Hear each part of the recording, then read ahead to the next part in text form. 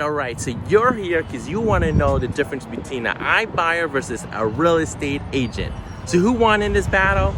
Look, I've said this before, and I've said this continuous times at conventions, conferences, at broker offices I've spoken at. Agents will never get replaced by technology, but agents will get replaced by agents embracing technology.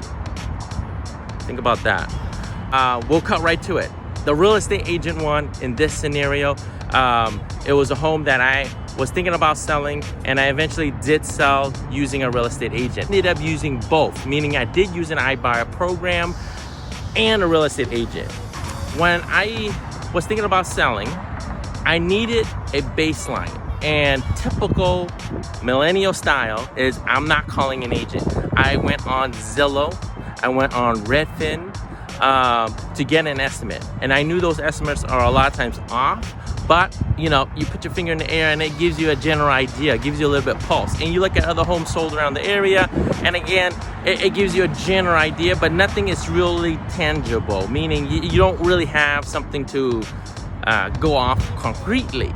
But with an iBuyer program, you get an actual offer pretty quickly. So I chose Open Door in this scenario, and the process was actually pretty simple. I didn't have to talk to anybody. I just filled out my address, my name, the year it was built, and some basic information. And then they ended up responding saying that after I filled out the form, they said they apologized that my home wasn't eligible. This was after they've already lead captured me and got all of my information. So I thought that was pretty clever on their part, but it was dissatisfying on my part because I just went and spent like 2 minutes filling out information, and granted it's only 2 minutes, but we live in a day and age where everything is instantaneous. Your time is just limited. So I was frustrated. I was immediately frustrated. They should have just told me up front that my house wasn't going to be eligible, but they ended up lead capturing me, and then they sent me a following email saying, hey, we have a partner that we can connect you with, and then they can make an offer. The reason why my house wasn't qualified because it was built before 1960. So they do have pre-qualifications that you need to meet before they actually can put an offer in place. So I'll drop a link after this video of the type of homes that Open Door buys, but it's actually some of the stuff there were interesting. For example, if you have a solar lease on your home, they won't buy it. It needs to be paid in full. Homes built before 1960s they won't look at, and they generally buy homes from 100 to 500,000. Nevertheless, Open Door turned me down, and then I went to another iBuyer program. It gives another offer for less than 14-day close, but it was 60,000 below market rate. 60,000 below market rate.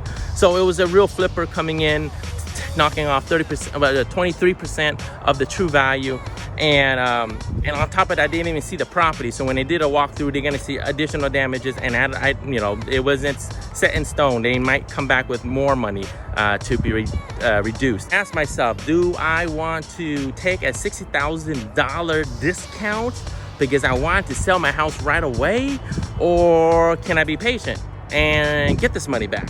Eventually, I decided to talk to a realtor, a friend of mine who is a realtor, who actually helped me find properties in the past. So I reached out to him and said, hey, can we talk to me about this property, and what strategies we can employ, because actually I wanted to sell the house with the tenants, but we actually tried to do that. Because I by my insistence, I said, I really want to get rid of this property. I don't want to deal with it.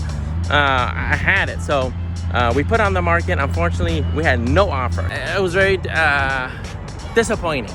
Agent did warn me. He told me straight up, like, Mike, it's gonna be really hard to sell your house with the tenants in there, especially in the condition it's in. So we said, you know what, let's go. He walked me through the plan, and we said, go ahead, let's just go ahead and get the tenants leave. We'll have the tenants go, and then once the tenants leaves, we'll do some basic repairs. And this is where agent really helped me out, because I told him I didn't want to spend any money on the repairs, any money, and I really needed to know what I could do at the minimum to get the most money. And he basically said two things. All you need to do is, one, paint your house, and then give yourself new carpets, and maybe get yourself new toilets. That was it. That's all you needed to do, and nothing else. And I like that. So we ended up prepared, and I ended up spending about $7,000 total on renovation. We put on the market, and first week we get about 3 offers in. And within a couple of weeks, we already had like over 5 offers over listing price. It was amazing. But a lot of these offers were really high, and they weren't the type of offers I was looking for. So as a homeowner, and then this is really important for anyone who's watching this, and if you're a homeowner thinking about selling, or if you're a buyer actually, in this market, you got to also understand that it's not always about the price. It's not about offering the highest price, because the highest price doesn't really do anything, especially if you're dealing with someone who knows the market. The highest price doesn't mean anything, because it all depends on the appraisal. And if the market says it's worth, $300,000, then it's worth $300,000. You put in an offer for $350,000, meaning are you willing to cough up $50,000 extra to make that difference, or are you going to renegotiate to put that price down to $300,000? As a homeowner, as a seller, I knew that if you're going to come in at a high offer, I wasn't going to hold my breath that you're going to actually come up with the difference. So I didn't care if it was a high offer. What I cared most as a seller is, could you actually close the deal? That was the most important thing. And I wanted a fair price, which was, my list price. It was a fair deal. It wasn't over list. It was priced right in that area. And we had like 5 offers over list price. We ended up selecting one because it was an offer we felt that had a very high chance of closing, and eventually it ended up falling through, meaning it did not close. There were some damages that they did not want to do repairs. I knew there were some damages, and I didn't want to do those repairs, and I was willing to negotiate those. But unfortunately, they didn't want that. They wanted a house that was more move-in ready. So that was really disappointing. And, my agent and I, we talked about what's our next step. Do we actually go back and actually do the repairs? I ended up decided, I'm going to go back to my place.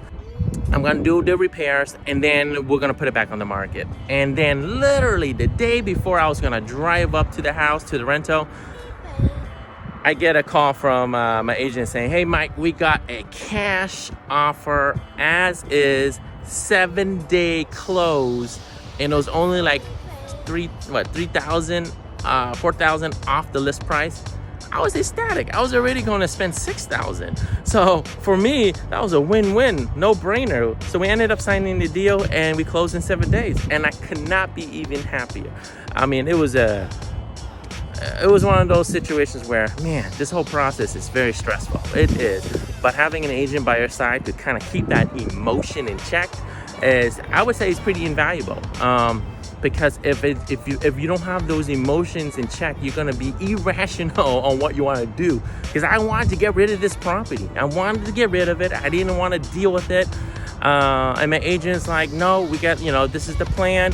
This is the price. We're not going to try to lower it anymore." I actually asked him, "Let's go drop the price. Let's just drop the price and let's just get more activity on the house." And he was like, "Nope, let's just do this." And I trusted him. Nevertheless, I'm happy I trusted him. I'm happy I went with a realtor, because I ended up saving $60,000. If I have not used him and I used this iBuyer program, I would have lost about $60,000 on this deal. Now, I think there's a lot of, throughout this entire process, and as I reflect back, as someone who's very tech savvy, who didn't go through the route like calling someone or interviewing agents. I didn't do any of that. There was no listing presentation, none of that.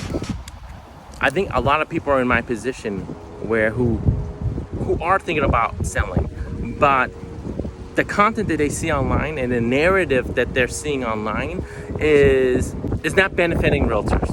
Okay, and what I mean by that is, I think agents need to do, in my opinion, a better job explaining this process, the emotional side of selling, because sellers don't understand this. Like a lot of times it's their first time selling a house, so they think it's simple as these iBuyer programs is if I don't choose you as a realtor, I'm gonna pay you X amount of commission. I'm gonna expect the same level of smoothness. That's what they expect. This is what I expected. I'm not expecting to use an agent and be more stressed, right? So agents need to be able to understand that and convey and tell the story about how you as an agent are removing that stress from your seller. I think that's very important. I don't see enough of that. And I see them advertise and they talk about their brand, but they don't talk about the stories behind those transactions. And I think that's very important